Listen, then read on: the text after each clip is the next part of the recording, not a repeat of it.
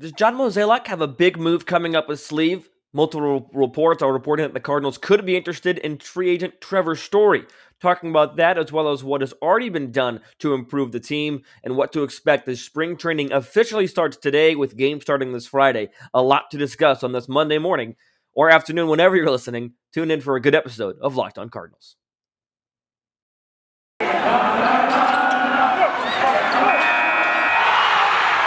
You are Locked On Cardinals, your daily St. Louis Cardinals podcast, part of the Locked On Podcast Network, your team every day.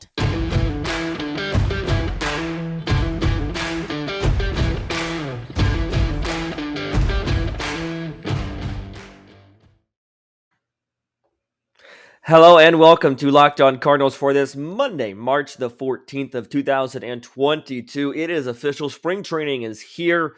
Drills for all 30 teams start today. Games start this Friday.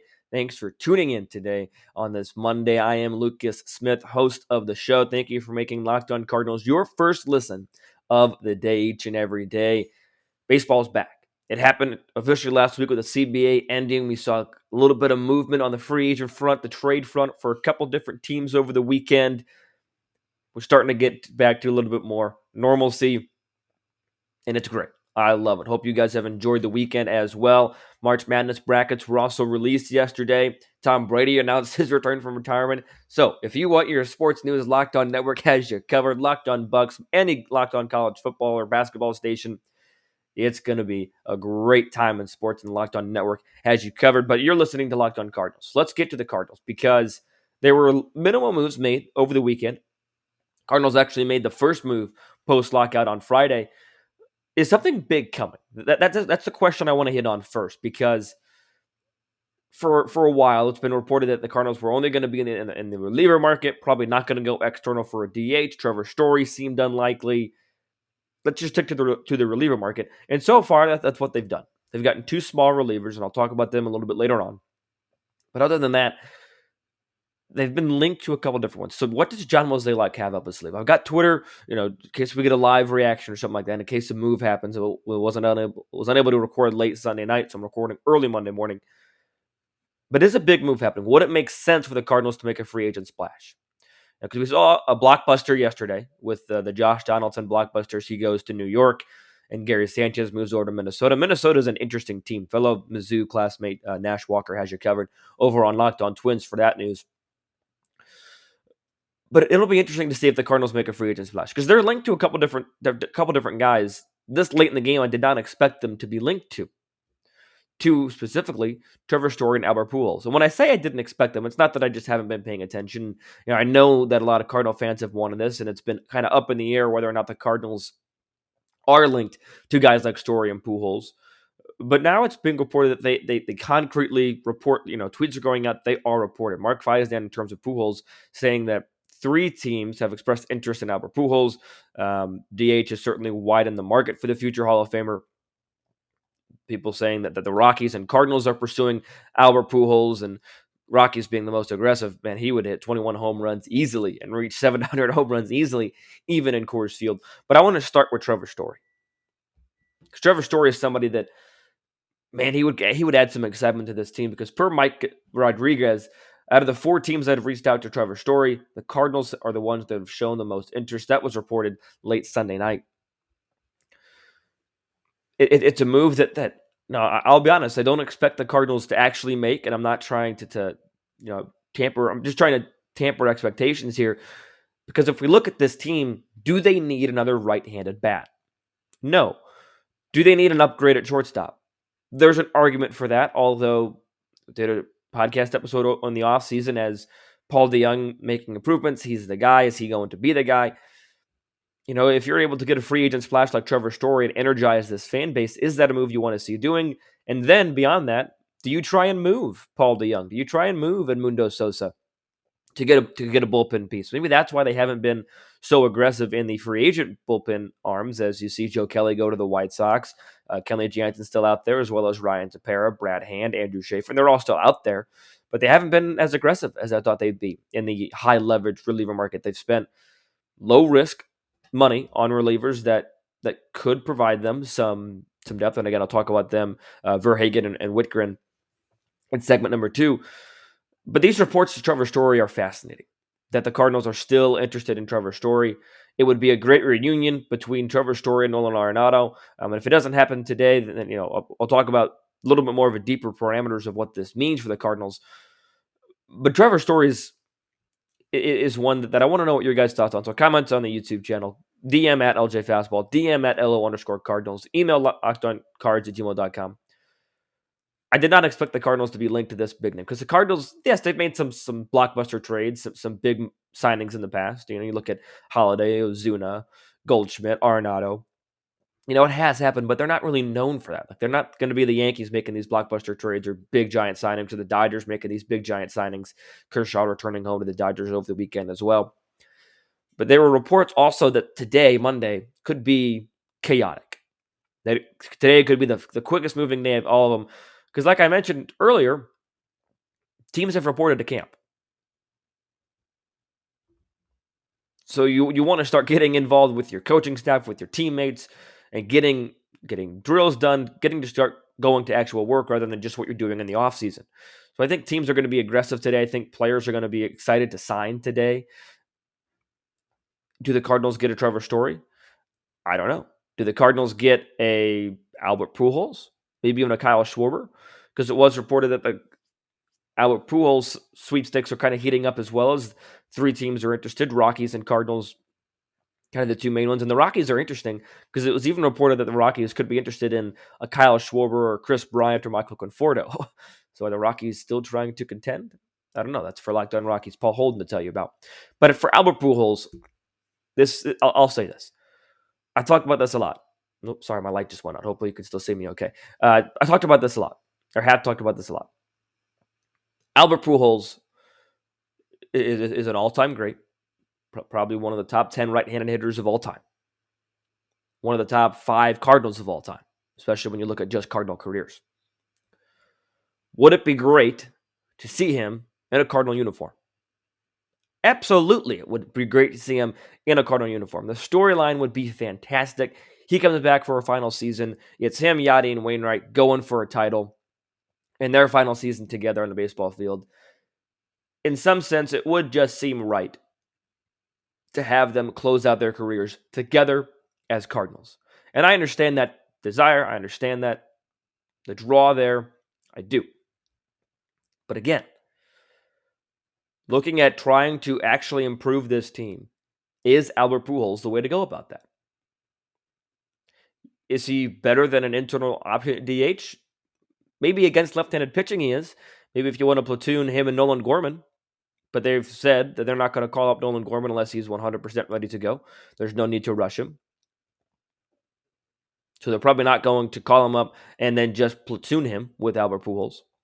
Or even platooning him with a Lars Nootbaar or a Juan Yepes. Because Albert Pujols absolutely mashes against left-handed pitching. So would Albert Pujols improve this team enough to make them a World Series contender? Because that's what every move from here on out needs to be for the Cardinals. Because the 2 moves that they've made so far, those are great. Those are fine moves. No real problems with them, right? Fine. But every move from here on out needs to elevate them from division favorites to pennant favorites and then World Series favorites. Because yes, Oliver Marmol has great expectations for this team. So does John Mozeliak, Bill DeWitt. Expectations are great. But the moves now, because there are still plenty of fish to fry, there are still plenty of moves to make for this Cardinal team that could improve them exponentially to make them not just division favorites, but World Series favorites.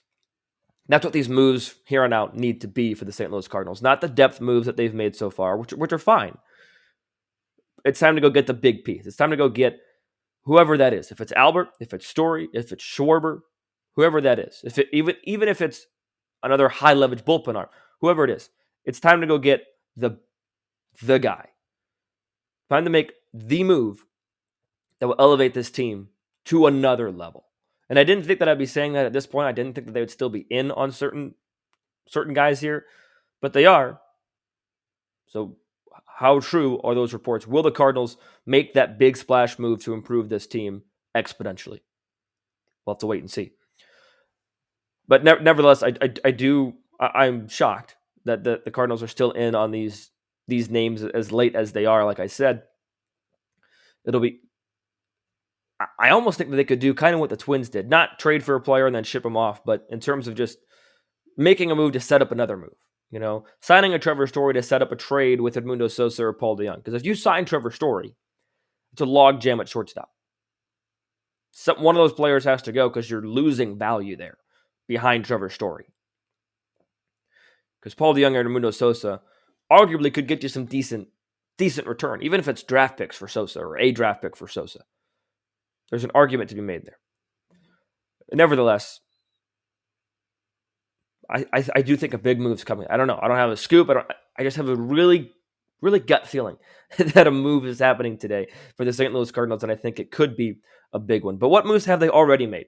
Signed 2 relievers, Drew Verhagen, Nick Whitgren. Are they high leverage arms? Are they top of the totem pole in terms of who the Cardinals should get? Maybe not. But these 2 moves are typical Cardinal moves. And I don't say that to be pessimistic, but they're by the book Cardinal moves. Talk about them in just a moment. Today's head sponsor is BetOnline. BetOnline has you covered with more props, odds, and lines than ever before. So let's talk about BetOnline real quick before we talk about what the Cardinals have done already. Basketball's the college tournament is finally upon us. For the latest odds, contests, player props, betonline.net is the number one source for all your sports betting and info. BetOnline remains the best spot for all your sports scores, podcasts, news this season. But it's not just basketball. BetOnline is your continued source for all of your sporting wagering information needs, including live betting and your favorite Vegas casino games. Head to the website today or use your mobile device to learn more about the trends and action. BetOnline, where the game starts. Cardinals have made 2 moves so far in this offseason, and it is to sign relievers Nick Whitgren and Drew Verhagen, 2 guys that I'll be completely honest about. I had never heard about them for these signings. Never. Verhagen was a 2-year deal. Whitgren is a 1-year deal. Moves that, like I said before the break, typical Cardinal moves. And again, I don't say that to be like, oh, typical Cardinals making the small moves. I say that in the sense of they're simply adding depth. And we saw it last year when the Cardinals had to be forced to go out and get a Wade LeBlanc in the middle of the season. They had to be forced to they were forced to rely on the depth that they really didn't have a whole lot of at the beginning of the year because of injury. So I actually like these 2 moves in the sense of they're adding depth before they're forced to go out and get a Wade LeBlanc. And again, nothing against Wade LeBlanc. It's just if he's your go-to guy, then you probably don't have that strong of a team. And they didn't in June when they had to go get Wade LeBlanc. So these moves are doing just that. They're adding depth to the bullpen. And John Mozeliak even said about Drew Verhagen that he could be a starter if need to. That he'll be looked at for both roles as a starter and as a reliever. And you need options at both.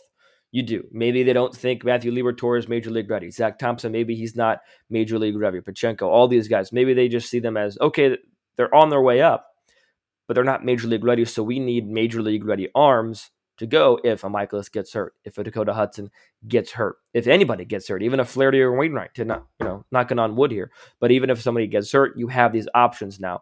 And Drew Verhagen, both these guys' stats are somewhat underwhelming. A 5.11 ERA in 6 major league seasons from 14 to 19 for Verhagen, all with the Detroit Tigers. ERA plus of 88. His best year came in 2015. In just 20 games, he had a 2.05 ERA and an ERA plus of 197, but a fielding independent pitching of 4.35. So the difference there between the ERA or between the FIP and the ERA shows that maybe that wasn't. The ERA wasn't a best indicator. You got to look at different things when you're a reliever. And he pitched the last couple of years in Japan for the Hokkaido Nippon Ham Fighters. Apologies if I pronounced any of that wrong. Looked like he was a starter, at least for one of those years, as he was 8-6 in 18 games in 2020, and he was 5-8 in 20 games in 2021. So overall, 13-14, 38 total games, 3.51 ERA, and 207 2/3 of an inning. So decent numbers over there in Japan. And I saw a video that was posted on Twitter of his curveball that was just absolutely filthy. So maybe his stuff is is just that improved, and he'll be able to kind of work with Mike Maddox and improve his stuff even more going into 2022. And for Nick Wittgren, he's been in the major league since 2016, always as a reliever. He's only started one game, that was this most recent year with Cleveland. Career 3.75 ERA, career ERA plus of 1.14. This past year is actually his worst year overall since 2017. His peak years came in 18 and 19 when he had ERAs of 2.94 and 2.81, ERA pluses of 132 and 169 respectively. So these are two guys that maybe a change of scenery will help them out. Obviously, Verhagen coming back to the States, and Wittgren has been with Cleveland the last 3 years. So both of those guys maybe coming to the St. Louis Cardinals, getting a change of pace, getting a change of scenery will help them immensely, because I think that change of sceneries are underrated. I think a change of scenery can do a lot for different players. But again, these two moves, they're not a Joe Kelly. They're not a Ryan Tepera. They're not a Kenley Jansen. Not that the Cardinals were linked to Jansen ever. But no, I admit to you, and I tell you this now, they're not A-level relievers, at least not right now. But they're fulfilling a purpose. Every move is still fulfilling a purpose, or at least every move should. And I think these two moves do, in the sense that they add depth to the bullpen, that vastly needed depth. Plain and simple. This is a bullpen that we talked about it all offseason, right? That needs depth, that is needed help. I still think it needs help. I still think that they need a high leverage arm in there. I still think they have work to do in that bullpen. And if all the free agents come and go, and we get to opening day, and no more moves are made by the Cardinals, and this offseason is a loss. Steven Matz, great signing on its own. These two relievers add depth to the bullpen, even to the rotation a little bit. Great. That's all fine and dandy. But still, every move fulfills a purpose. The next purpose move, as I've talked about, needs to be that big move. So these two moves are on their own, are fine. I have no problems with these two moves. But they cannot be the last piece of the puzzle. The same thing I talked about when they signed Steven Matz right before the lockout ended.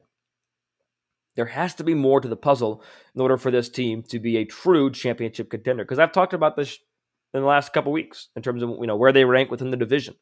They're division favorites. There's no question in my mind that they're division favorites. Is it going to be easy, a cakewalk? No. But they are going to be division favorites, in my opinion. But what move do the Cardinals make next to separate themselves from just division favorites to World Series favorites, to pennant favorites, right? And these two moves, as positive as I can spin it, I'm not trying to make this seem like, hey, the Cardinals are going to get a steal, they're going to be incredible now. No, but these are solid moves. They're not necessarily the moves that a lot of Cardinal fans wanted to see or anything of that nature, and I understand that. But they're solid moves. They do improve the team because they increase the depth. The numbers might not stick out, super positively, but I have no problem with the two moves if they're able to add on. That's the big if on all of this. If the Cardinals are able to add on, and even if they get a Schwarber, they get a Pujols, they get a Story, they get a Tepera, be interesting to see how much money they spend, or they trade for somebody on the trade market. Because as we saw over the weekend, trades are happening pretty frequently, especially if you're the Minnesota Twins. But we'll see. I like these two moves. Let me know what you guys think in the YouTube comment section, or email, DM, whatever, because I want to hear your guys' thoughts as well. But solid moves. What's next for the St. Louis Cardinals? What's next concretely, we can say definitively, spring training is next. Players are reporting this morning. Oliver Marmol taking over at the helm. Spring training starts today. So what are we looking for in spring training? I'll talk about that to finish up the show today. So because there's a lot. There is a lot that I'm looking for the St. Louis Cardinals in spring training, and we'll see I'll reveal what I'm looking for spring training coming up here in just a moment. But first, I want to tell you guys about the best tasting protein bars around, and those are Built Bars. Have you tried the Built Puffs as well? If you haven't, you're missing out, because they're one of the best Built Bars products around as well, because they are protein-infused marshmallow. They're fluffy, marshmallowy. They're not just a protein bar. They're a treat. And just like the Built Bars, they're covered 100% in real chocolate. Low calorie, high protein. You can replace your candy bars with these Built Bars because they're better tasting and they're incredibly healthier. A typical candy bar can have anywhere from 2 to 300 calories, where most Built Bars contain 130 calories, 4 grams of sugar, 4 net carbs, and 17, that's right, 17 grams of protein. You can choose from a wide-ranging list of flavors. Mint brownie, coconut, double chocolate, white chocolate cookies and cream was last month's flavor. Head over to Built.com right now to see the limited time flavors as well as a full list of delicious flavors for you to try today. And if I haven't enticed you enough, go to Built.com, use the promo code LOCKED15, LOCKED15, to get 15% off your order. Use promo code LOCKED15 for 15% off at Built.com. Once again, I do want to thank you guys for making Locked On Cardinals your first listen today. Go make Locked On MLB Prospects your second listen. Host Lindsey Crosby is a prospect encyclopedia going deep on the MLB stars of tomorrow, free and available wherever you get your podcast, just like Locked On Cardinals is free and available wherever you get your podcast. Whether you're watching on YouTube, you're listening on your podcasting platform. Thank you for tuning in today. So the Cardinals have spring training today. Ollie Marmol officially gets to take over. It has officially begun. Players have been reporting the last couple of days, but players are there today, at least everybody they've signed and traded for. And it's official. I'll be fascinated to see if they don't get an external option, what the DH battle looks like. Because you've got some intriguing options. If Nolan Gorman shows he's ready, I'm very excited to finally see what Nolan Gorman can do on the big stage.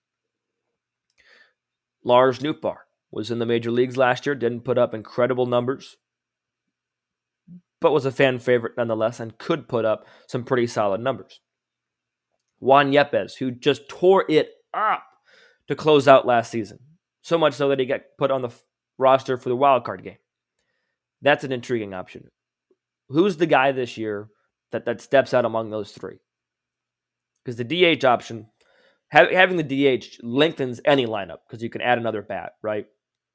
So that's kind of the first thing I'm looking for. If the Cardinals don't go external for a DH, those internal options, who separates themselves? Because especially you've got a very minimal time. It's a shortened spring training. It's shorter than usual. So it's going to, if you go 0-4 in game one, that might not have affected you last year or in a regular spring training. But if you go 0-4 this game, maybe that does affect you. Again, spring training stats aren't always great, but the thing of it is, it could affect how you're looked at because you have such a short window to separate yourself. So the DH battle is the number one thing I'm looking at if the Cardinals stick internally at DH. Also, I really am looking at the shortstop battle. All of this is to say if the Cardinals do not go externally on these positions. Because I do think it's a battle between Paul DeJong and Edmundo Sosa. Paul DeJong has been working off-season on improving his swing. He's been talking to Holiday, other guy. Great. That's awesome. Great to put in the work. Good job. Now put the work, the theoretical work, put it on the field and concretely see what we're doing, right? Let's concretely see what you've been doing. Excuse me. Because I don't think Paul DeJong should have this outright. Is he the favorite? Probably, yeah. But let's not forget what a great job Edmundo Sosa did in DeJong's absence. Handful of triples, 270 the batting average. Just a solid player overall. Yeah, he got some defensive woes, but an overall solid player is Edmundo Sosa. Okay? So the shortstop battle will be one to watch as well. Pitching-wise, I think the Cardinals have the rotation pretty much set, barring any injury. Flaherty, Wainwright, Matz, Hudson, Michaelis, or Michaelis Hudson, whatever one you do in those 4 or 5 positions. So if one of them gets hurt, who's the 6th guy? Or even if one of them doesn't get hurt, who's going to be that 6th guy? Who's going to be the spot starter? Are they going to be able to stretch out Alex Reyes and Jordan Hicks? They've said it's probably not likely, right? So maybe that's where Verhagen comes in. Is he that spot starter? Is he that long reliever? Is he that 6th guy that you can plug into a rotation? Where have Matthew Liberatore and Zach Thompson, or where are they in terms of their development? Are they going to be ready to take on a major league starting rotation? remains to be seen, right? Obviously, the hype on them is extremely high, but we still don't know for a fact if they're ready, right? So those are kind of the three areas that I'm really circling in on. Okay, the DH options, the shortstop options, and who becomes that sixth guy in the rotation.